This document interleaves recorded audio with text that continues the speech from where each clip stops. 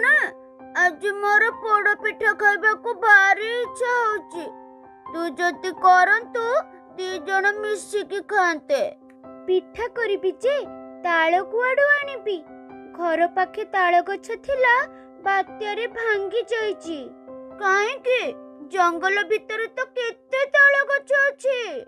हाँ जी जंगल भितर को जीव किए बाघ आमठारु जेतिकी दगा पाइलानी से रागिकी पाचिकी थिबो देखिला मात्रे माड़ी बसिबो।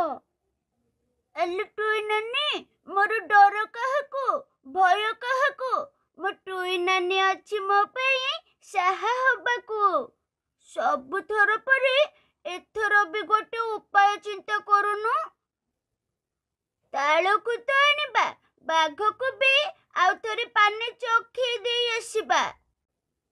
हो कौन उपाय कहिबी। हाँ टुआ बापा थरे शिकार करी बाघ छालटे आनी घरे रखिछंती। से छालरे एमिति सब कंटा गुंथा हेची जे पदाको जणा पडुनी। तू से छालको देहरे लगेई जंगल को जीवु बाघ आउ तते चिन्हि परिबनी। हाँ आउ बाघ जदि आउ गोटे बाघ भाबी मो संगरे लड़ाई करबा से कंटा सब ता देहरे फोड़ी हे जिबा बिकल हे से मते छाड़ी पळेबा।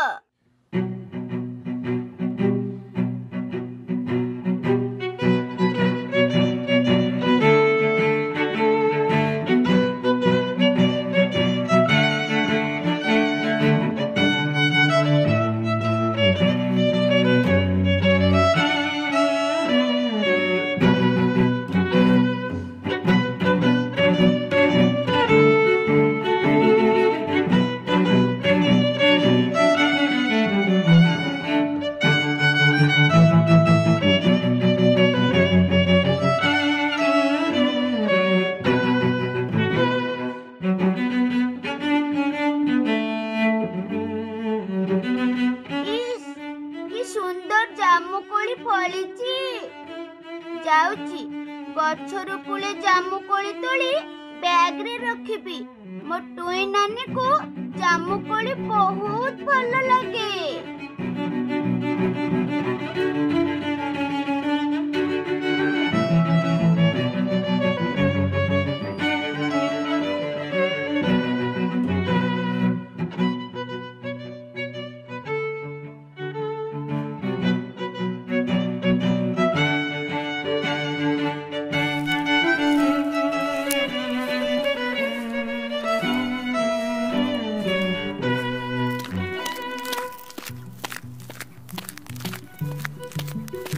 बाघ मामू ए जामु गछटाକୁ कुंठेई काहींकी ऊपर को आ करी ठिया हेइच।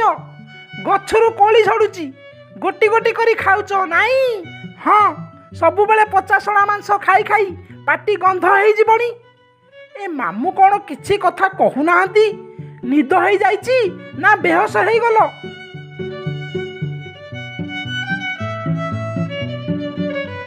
मामू को बोधे ठंडा पवन रे निद होई जाईची। मु जाउची गुंफारे जदि हाड़ गोड़ थिबो खाई देई आसे।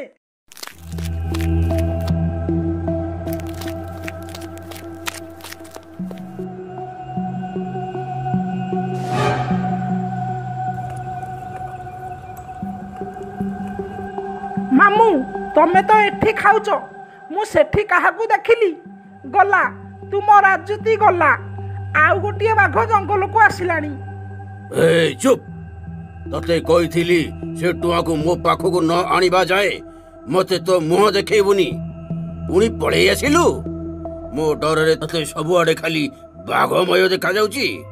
नाई मामू मु सत्य कहूची तुम खाद्य राण एइले मो दीटा आखिरे आउ गोटिए बाघको देखिक आसिली। जामु गछको कुंढेई सोईची। मु आखि छोई कहूची मामू सपन देखिनी कि बिली बिलौनी। चालू न मो सांगरे देखिबो। देवी जे गोटे ब्रह्म जापुड़ा तो खोला आखिरे बिड़ी बिड़े छाड़ी जीवो। मोर छुआ पिला नाती कि भाई कुटुंब नाती आ गोटे बाघ कुआड़ा आसीबो।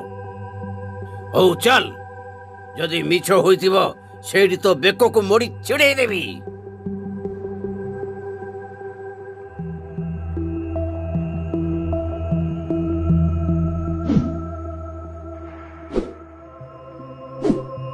ଆରେ ଏଠି ତ କିଛି ନାହିଁ। ମତେ ଅଧା ଖାଇବାରେ ଉଠେଇ ଆଣିଲୁ କାହିଁକି? ଏବେ ତତେ ଖାଇକି ପେଟ ପୁରେଇବି। କାଟୁଛି ମାମୁଁ, ଛାଡ଼ ଛାଡ଼। ମତେ ଖାଇଦେଲେ ତୁମର ପ୍ରତିଶୋଧ ଅଧା ରହିଯିବ। ଟୁଆକୁ ତୁମ ପାଖକୁ କିଏ ଆଉ ଆଣିବ?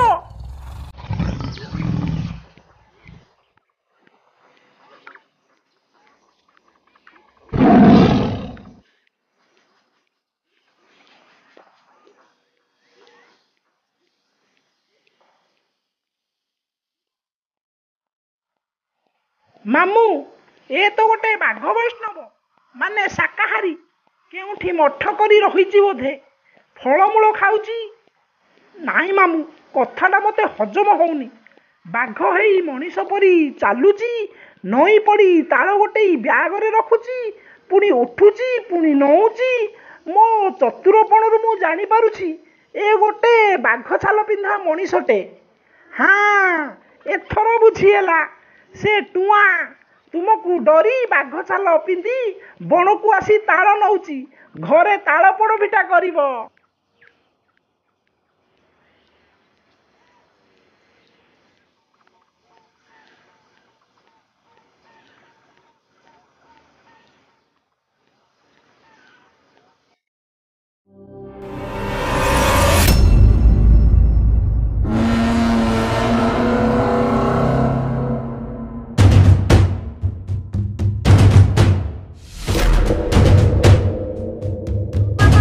ବାଘ ଭାଇ, ମୋ ବାଟ କାଇଁ ଜଗୁଛ? ମୁଁ ପରା ତମ ଜାତି ଭାଇ। ମୁଁ ବହୁତ ଦୂର ଜଙ୍ଗଲରୁ ମୋ ଝିଅ ଘରକୁ ଦ୍ୱିତୀୟ ଓଷା ଭାର ନେଇ ଯାଉଛି। ଆମେ ବ୍ରାହ୍ମଣ ଘର କୁଳର ବାଘ। ଜୀବନକୁ ମାରୁନି କି ମାଂସ ବି ଖାଉନି। ପୁଣି ମତେ ଭଣ୍ଡଉଛୁ?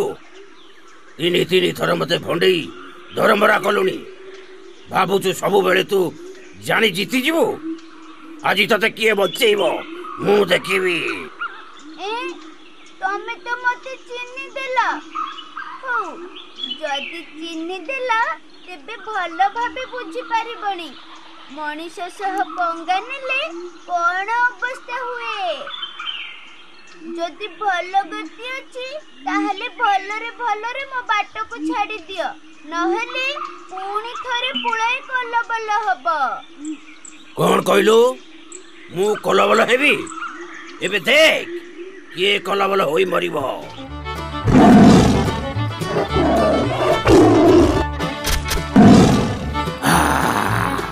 କଣ୍ଟା ଗୁଡକ ଫୋଡି ହେଇଗଲା ରେ। ଧର ଧର ଧର ତାକୁ ମାମୁଁ, ଏଥର ଛାଡ଼ନି।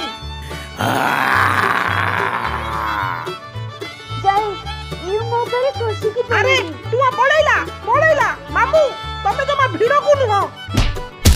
ଆଲୋ ବଉଲୋ, ମୋ ଅଣ୍ଟାଲୋ। ଚୁପ୍! କଣ୍ଟା ଗୁଡାକ ଫୁଟି ମୋ ଦେହରୁ ରକ୍ତ ବୋହିଲାଣି। ତୁ ବସିକି ପାଟି କରୁଛୁ? ଆରେ ମାମୁଁ, ତୁମ ଦେହରୁ କଣ ଏତେ ରକ୍ତ ବହୁଛି? ଏ ଟୁଆଁ ବୋଧେ ସେ ଛାଲରେ କଣ୍ଟା ରଖିଥିଲା।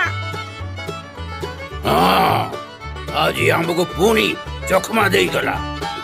ହେଲେ ଆର ଥରକୁ ତାର ଆଉ ଚାଲାକି କାମ କରିବନି।